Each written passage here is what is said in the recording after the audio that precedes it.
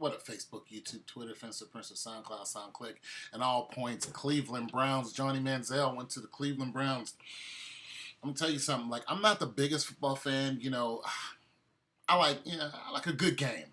I'm more of a fan of the person. I'm a fan of Johny Manzel. I didn't follow all of his career, but I like looking at his highlights. I'm from Pittsburgh, so I kind of, I was born in Ohio, raised in Pittsburgh, but Pittsburgh is, my team that I like to see do well. But I really am more of an individual person. I like to see just that person do well. Now, I'm going to tell you something. I'm not thrilled about Johny Manzel going to the Cleveland Browns. I'm going to tell you why. For one, they really don't have. I'm going to say this. Somebody's going to flame me for it. They're just not. They're just not. Okay, let's look at the receiver. What's his name? Josh something. The receiver, he was pretty much number one receiver all last year, right? His numbers are so much higher than everybody on his teams, as far as all the receiver on his team put together, and he's a drug head. Or, he smokes pot. I don't know. But his responsibility is more towards weed than it is towards football, it seems, because this is not the only time this guy's got in trouble over that. So he's looking at a suspension, and God only knows how long he's going to get a suspension, because Roger Goodell could put it on and be like, you're out for a year. He has already been suspended for games. Now, let's think about this. This man has been caught smoking weed before, has been suspended several times because he's a smoker, and he's still getting caught doing it. That tells me one thing. He is not a responsible individual when it comes to his team. When it comes to all, you know what I'm saying? So who does Johny have to throw to? This is the problem with the Cleveland Browns. This is a problem with the Cleveland. They just don't have the talent there to really, Johny Manzel can't do it on his own. He just can't. They just don't have the talent to really help him out. And this is the same thing they did to LeBron James. They didn't have the talent to help LeBron out. So what did LeBron do? He left. I'm glad he left. Same thing's going to happen to Johny Manzel. Johny Manzel, he's going to play it out. He's going to, go ahead and do what he has to do under contract. But I tell you what, this dude is way too good for the Cleveland Browns. He's going to leave. He's just a good, very good player. His scrambling techniques, although he needs to, hold on to the ball a little differently, but still, he's hard to catch. He has great eyes, great hands. He's a little under 6 feet. They said the same thing about who was it that won the Super Bowl last year? That he had, he was a smaller dude. Look, he won Russell. He won a Super Bowl, so shut up. The dude from Seattle. So shut up about being smaller. Johny Manzel reminds me of Jake the Snake Roberts. If you don't know who he is, look up Arizona. That's who he reminds me of. But Johnny's just doing it. He's doing it better. I'm saying he just has no body. Remember when they got that dynamite? They had a first round pick and dynamite running back. What they do? What they got? Richardson. They traded him. And Richardson went to the Colts. I'm just saying, who else is on that team that Johny has to throw to? Who's there? Who does Johny have to throw to? That's all I'm asking you. Because once that receiver is, this guy keeps playing himself, he's going to be gone. He's the number one receiver, but that's if he can't keep his, if he can't keep himself together, there's going to be nobody for Johny to throw to, and that's my whole disappointment.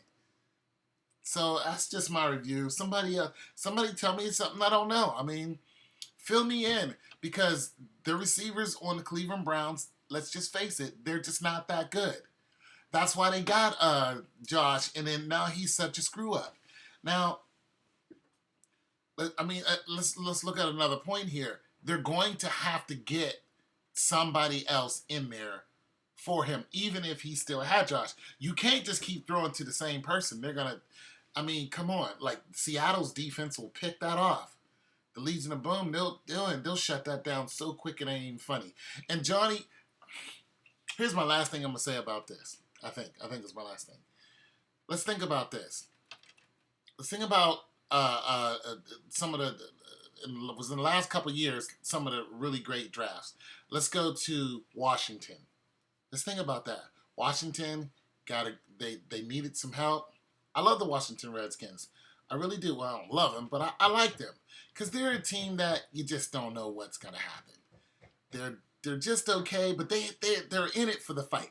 So they get a dynamite quarterback from Baylor, and I mean RG3 from Baylor.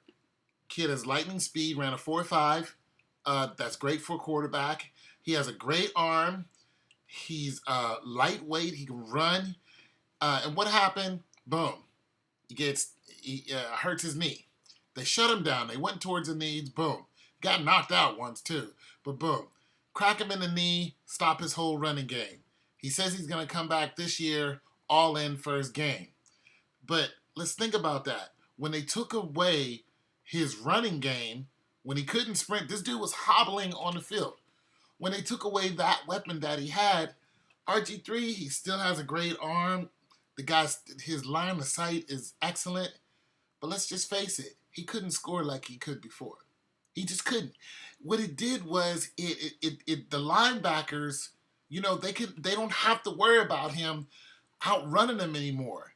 And the secondary can go on a full swing and, secondary defense and really keep their eye on the receivers a lot more. It's a whole scientific dynamic. RG3 can't run like he used to, so the defense changes. That's what's going to happen to Johny Manzel if you don't have more than one weapon. Let's think about that. Who does Redskins have? Who do the Redskins have that you really was like, oh, that is the dude right there? Don't worry, I'll wait. Who? No one. You feared nobody on that team until RG3 got there. And what happened? Ticket sales went up, just like Johny Manzel. Ticket sales went up when Johny Manzel got drafted, 15,000 tickets, boom, right there, or something like that, 1,500, 15,000, I don't know. But everybody started buying seasoned tickets because they wanted to see Johny Manzel play.